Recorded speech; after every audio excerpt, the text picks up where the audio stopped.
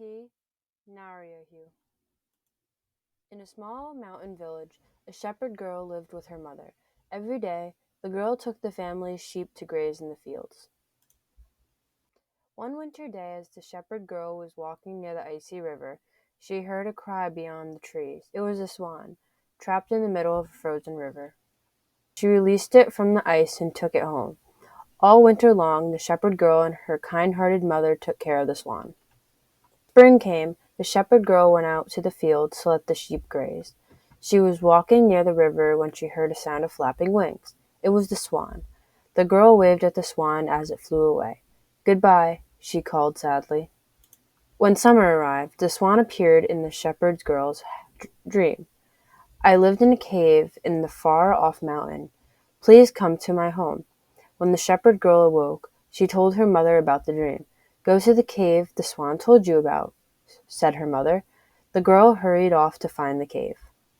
She found the cave and went inside. A man welcomed her. "I am Prince of the River," he said, "but I am fated to live as a swan if I ever left this cave. It is whom you saved that winter day. Though you are poor, you shared what you had with me. I will forever be grateful." It was clear that the man was in love with the shepherd girl. Each day, the shepherd girl met Prince outside the cave, where he became a swan. As they spent more time together, the shepherd girl fell in love with the swan. During this time, the villagers started malicious gossip. "My swan, my prince, can you not be human outside the cave? The villagers say love between us is wrong." "Give me more time," the swan answered. One day, the town held a big festival. The swan gave the shepherd girl a beautiful dress, which she wore to the festival. All villagers noticed how beautiful the shepherd girl looked. Soon after, a handsome young man arrived. "Shepherd girl," the young man said, "will you marry me?" The girl, who was in love with the swan, said no. After the festival, the shepherd girl hurried back to the cave to see the prince. When she saw him, she said, "You may be a swan when you leave the cave, but I'm happiest with you."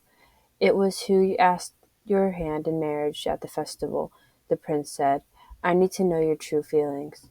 Then the prince called out to his father, the king of the river. The king gave the prince, the shepherd girl, his blessing. Soon, there was another big festival. This time, the wedding of the prince and the shepherd girl. Finally, the curse was broken. The shepherd girl had declared her love, and the prince never changed into a swan. From that day, the two lived happily ever after.